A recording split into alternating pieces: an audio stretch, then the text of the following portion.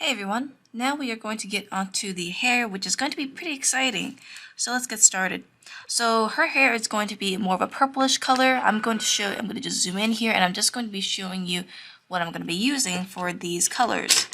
So don't mind the clanking. Anyways, so here I have these colors. These are Crayola, obviously. I have my lightest, which is a pale rose. Then I have a medium tone. Then I have a light blue just for some different color. This is more of like a hue change or a color change. Then I have my main color, which is orchid. Somehow just doing this is aesthetic. Then I have pink, for a nice color change as well. And for the darker darks, I'm going to be using navy blue. These are the shadows. And I'm also going to be using blue. And I'm also going to be using a bit of magenta here. So that's just going to be more of a harsher tone for the pinks. So now let's get started. So first of all, let's get started with our pale rose here. Let's first use this as a base because since this is the lightest tone, we're going to use this as a base so that all the colors can form nicely on top, so it can be more opaque and more vibrant. So let's just put a light layer on top of the hair here. You want to make sure that you don't make the highlights completely white, because that is a lot. If you notice in some animes, or just in anime hair in general, a lot of the highlights are actually just a lighter version of the hair color. So for instance, if you have blue hair, the blue hair is not necessarily going to be completely white for the highlights. It's actually going to be a lighter blue. So just beware of that. You don't want your highlights to be super white because that just doesn't look very realistic. It's just a lighter version of what your hair color is, most of the time, I would say.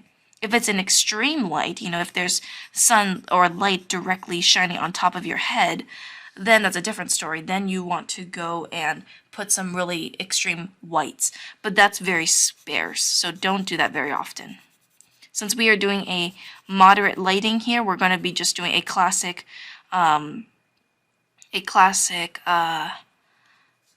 basic lighting. Then we're going to not go too much. Gonna move my paper down a bit, and I'm just gonna do the same thing.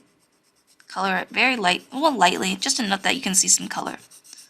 But this will also act as like a little space for our highlights. So, for instance, when we go into darker tones, we can draw out our highlights, and we don't have to color it in anymore because the light, we already colored in with our light areas.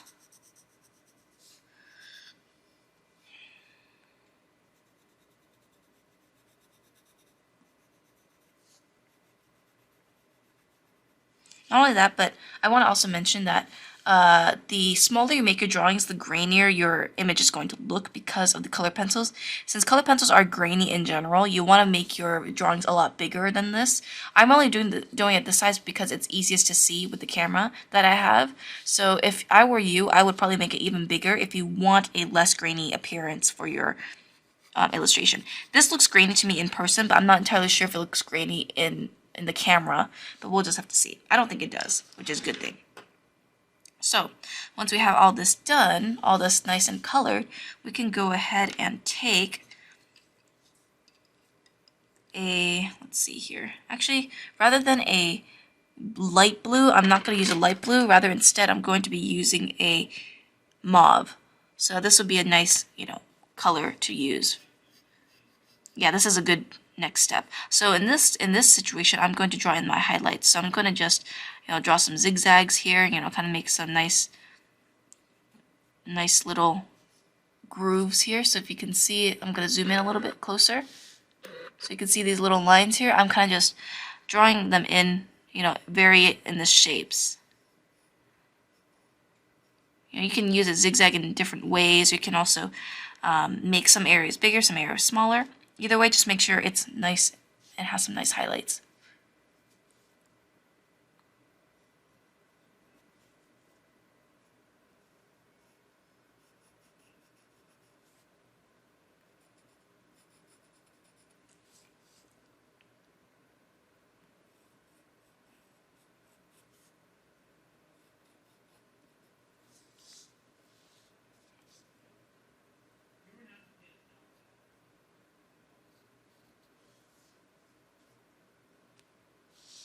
Since we have a curve here, I want to show a little bit of light, bouncing off from the curve.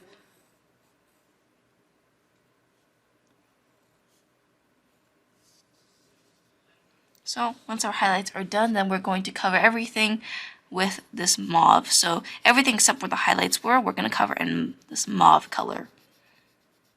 So I like this kind of red-violet look for her, so I'm going to use it as an undertone. Color lightly, don't use too much pressure at this point still, where it's still layering colors on top. But it's starting to appear more vibrant now.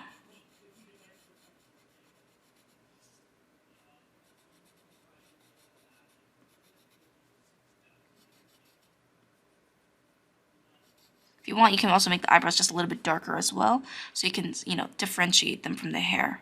So I usually like to make mine a bit darker so I can see them better.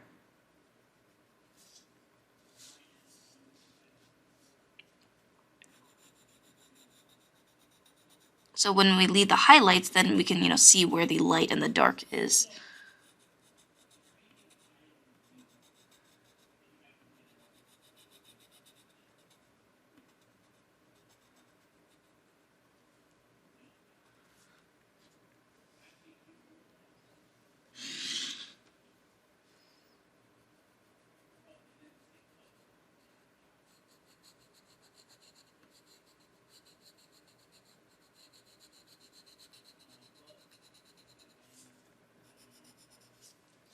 So a very simple process. It's basically the same process even for the skin. So very similar, nothing too complicated other than just coloring it like a coloring book.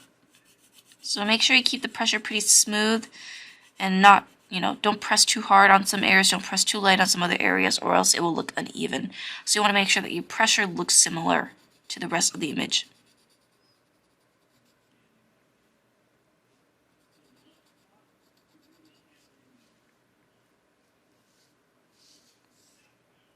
This can be a lot darker because this is more like in shadow from the arm.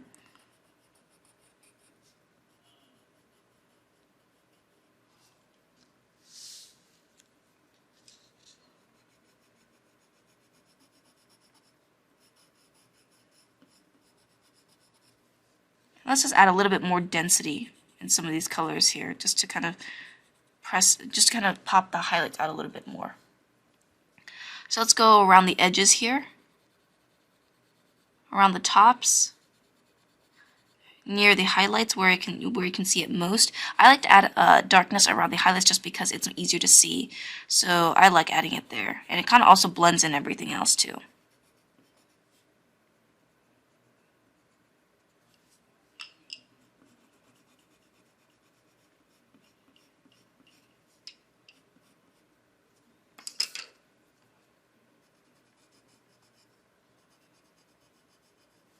So as you can see, the highlights are popping out a lot more now. So same thing down here.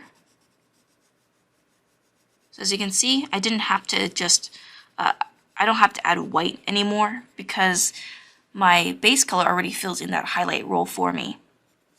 And it's already a lighter color compared to the rest, so I don't need to, use any white for that.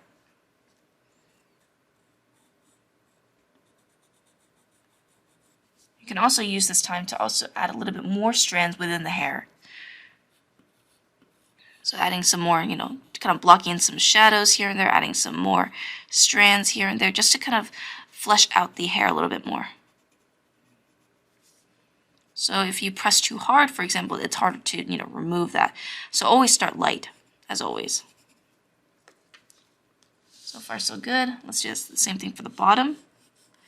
Let's make these areas a little bit darker, just, to show a little bit of form change. And let's make this dark.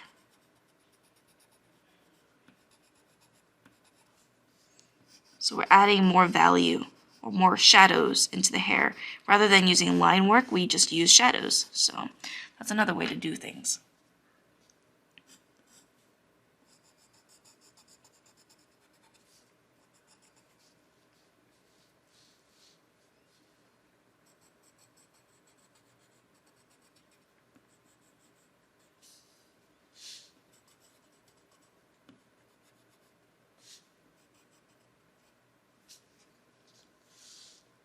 So we have our second layer done. Now let's go to our main color, which is our orchid, and that's a very, very nice, powerful purple. So let's go ahead and add some of that purple in. So I like to add, more, dense colors up at the tops of the hair, just because it kind of looks like a little gradient. So I like adding harsher colors, and I'm pressing pretty hard at this point, but I'm not pressing to the point where it's like, super stand out. It's like where it's like not super intense. So I'm just using this to blend.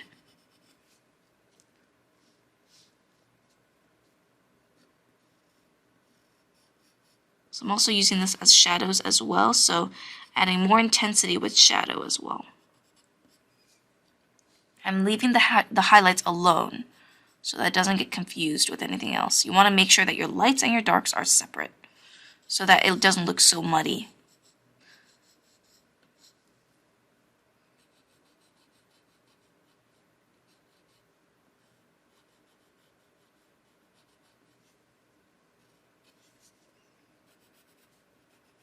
Like, as it gets darker, you can add a little bit more color.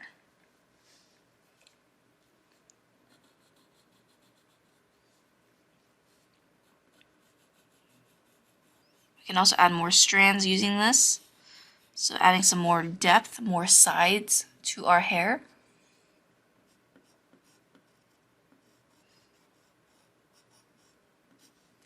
I used to be the person that always liked detail. Go figure. I noticed that this is not standing out as much, so I'm going to be using a thicker pen, maybe a 05, and I'm going to trace over this strand here so it stands out more. So notice how the difference it makes when there's a dark line in front of something else. It just, makes it pop out just a little bit more. So I'm going to do that on the other side as well. And for this one. So you can line more as you color in more things.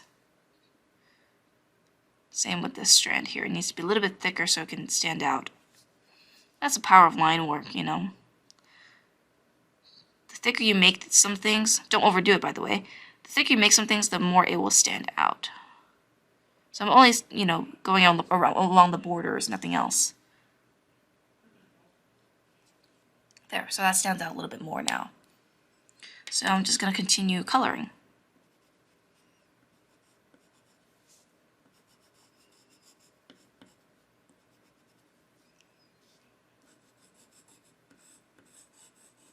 I'm also adding a little bit more saturation along the shadows, because that's usually what's called subsurface scattering.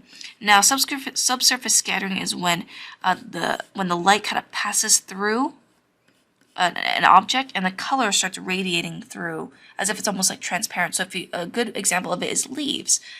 The greenery becomes a lot more intense because the light is shining through it, and that just kind of shows more saturation and more life into it. So for instance, the reason why I added more pink to her, to the shadows of her face, was because when it hits in shadow, that's usually a part where, there's usually like a point where it becomes very saturated at that point. And that's usually along the borders of the shadows. So for instance, if I put a pink or bubblegum, whichever it is, here along the edges of the shadows, it becomes a lot more alive looking. So rather than just using a brown, using a red makes her look more cutesy or more alive in general.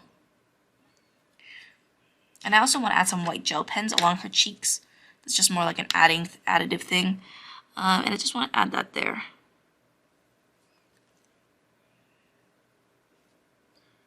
Just to kind of give it that nice little glow.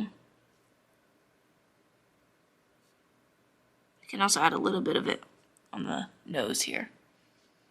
And maybe a little bit on the lip. There. So it looks cuter and more glossy looking. Okay, so back onto the hair. Same thing. Just keep coloring. Intensify the colors as it gets darker. You don't see a lot of intense colors when it's in light, because the light washes out the color. So you would see more intense color when they're in more, when they're not as, blown out by the light. There. We're still not done yet. We're still going to add some more things. Now let's go ahead and take our, let's blend this. So let's take our pale rose again and just color over on top. That's going to blend everything together. You know, light pencils usually blend everything else together because, I mean, they don't hold as much power in comparison to the other colors.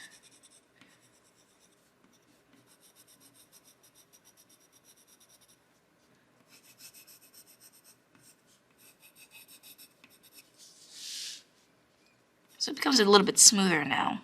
Smoother. So now let's go ahead and add some blues now, just to kind of give it that different hue. So I'm going to use a blue here. Actually, let me see if I have an imperial purple. I have a violet here, so I'm going to use that instead. I will use more blue later, but for now, since I'm still in the purple area, I still want to add more purples. So let's go ahead and use a purple, and then just once again add more shadows, or just use that to intensify the shadows. So areas of shadow, areas of darker shadows, you want to add this color. And you can also do that by separating strands too. So areas like this little dense area underneath the bangs here, you want to darken, so it kind of shows a different form. You can add more strands to this as well. You don't have to always, you know, follow everything else that we've done. You can add more strands. You don't have to color the whole thing again. So this is more like an accent.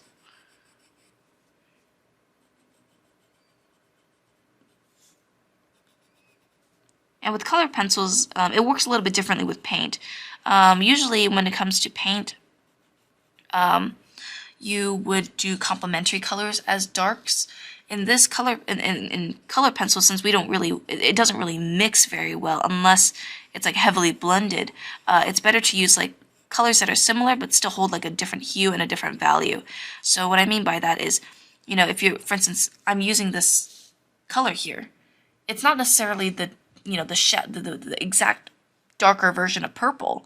However, this color is darker, and it blends well with the colors here. So using this kind of principle of, you know, color blending and making sure that the colors work well, and also making sure that it's also, you know, different shadow or different darkness than the other kind of colors, or different intensity, that matters in your drawing. Especially if you're coloring with color pencils, because it doesn't work the same as paint.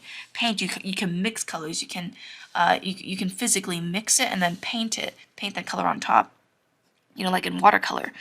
But in here, we have to, like, you know, mix and blend. And the thing is with complementary colors, so basically, when it comes to complementary colors, they actually make things more gray. So for instance, red is the opposite of green. Purple is the opposite of yellow. So when you mix those two together in an even form, they turn into a brown or gray mush. And although that could work at some points, you know, kind of going little by little to make a, you know, darker value, do not mix them so much that it becomes gray.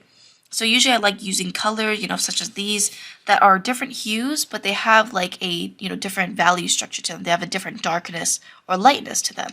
So that's just what I do when it comes to hair in general. So I think I was using my orchid right before I got distracted. I'm just going to be, no, not my orchid. I was using my violet. That's not my violet. Where did my, oh, there it goes. So I'm just using that as the shadows, which also gives a more colorful look, as you can see. So layering the colors really do a good job on just all this stuff. So anyways, so I forgot to add these areas here. So I want to add these areas just to kind of, once again, make the forms read more readable, so that, you know, you can read them when you squint your eyes, that, you know, these two are like separate objects from here. So anyways, now once we have our darker darks, now let's go ahead and add some more pigment. So I'm going to be using my magenta. Actually, let me use my bubblegum first. No, my pink. I'm just going to be coloring the tips of these here. I'm just going to be coloring all the tips, and that is just you know, any part that's, you know, more bright or white. This can do two things. This can blend the colors, and two, this can kind of make a different color transition. if done right. So if you have, some white space, or if you have, some areas that doesn't have as much color, you can use this pink or other colors to kind of show that, this is a transition now. So as you can see, I have some pockets of whites and also some colors blending in with the pink that makes it look like it's transitioning into a pink color. So I'm going to be pressing pretty hard on this, just because I'm blending, and two, because I want this to be seen more, I want this to be more noticeable. So you can see here that the pink blends in with this purple here. And it looks, pretty nice. It looks like it's, changing a little bit of the color here. Same with the tips here. And because, there's some light areas, you can see the pink easier.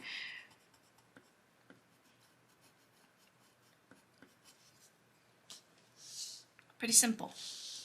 Now I'm going to do the same thing for the tips at the ends here. Just color pretty intensely.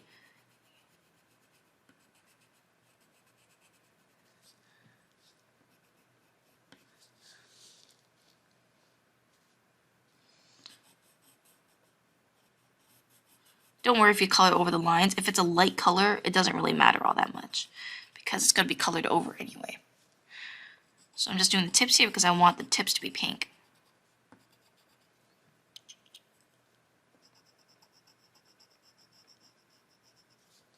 So this helps blend all these colors together. So there's, brown, there's blues, there's reds, in a more like a purple, in a more of a purple look, but it all matches. This screams purple, but it has some like bluish and pink tints.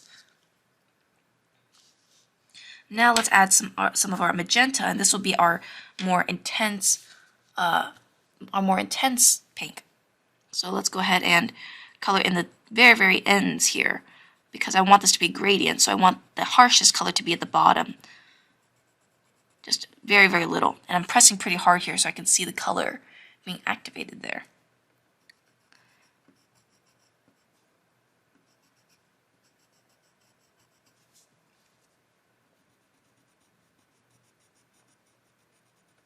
So the reason why this looks like a gradient is because I'm only adding colors of where I see fit.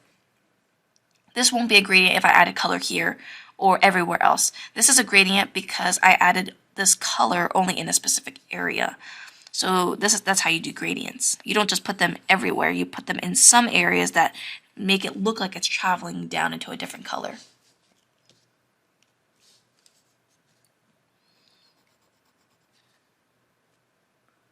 So as you can see, it's transitioning to more of a pink.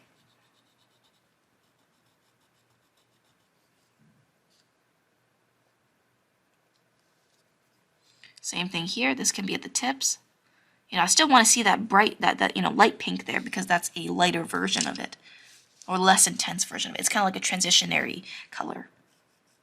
So the ends will be very hot pink, magenta.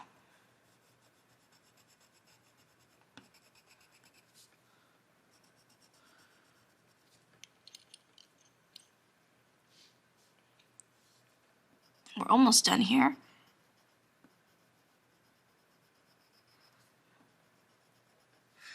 So now that is all done for the pinks. Now I can go ahead and comfortably put in my navy blue. Actually, I'm going to go ahead and do some blue here first. So I'm just going to be, coloring it in softly. Almost kind of like a precursor to where I want to put it. So any of the darker areas I'm going to put in my blues.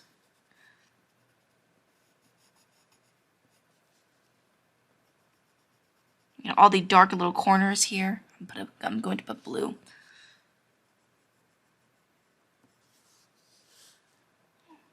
This is a dark corner here.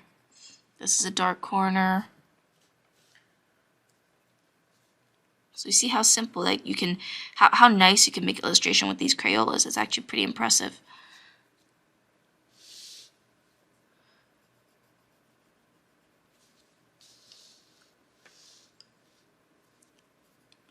So now let's go ahead and add in our last bit, which is our navy blue. And our navy blue will be our darkest darks, and we are only going to put that in a very subtle manner. So we're only going to put that in the darkest of the darks. So areas like the back of the hair here, You know, you can also create some more strands in here. Not too much though. You can create more shadows in some deeper areas of the hair.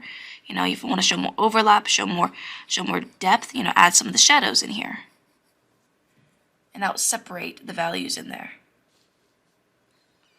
For instance, if I want to separate this more, I can add my darks and use that to my advantage.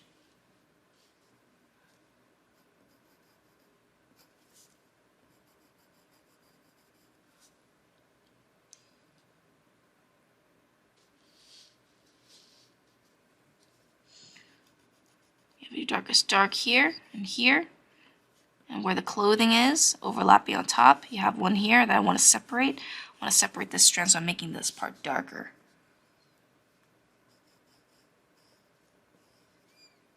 Make sure not to go too thin, you know, use grouping, you know, use bigger shapes rather than just line by line. Because if you do line by line, then it looks really, really hairy. However, if you put them into groups and shade them as groups, as masses, it becomes a lot easier and it becomes more realistic. So that is, our hair is pretty much done. Let me know what you guys think. I hope this was helpful. And yeah, I will see you guys in the next one. I think we will be doing clothes next time. All right, see ya. Bye-bye.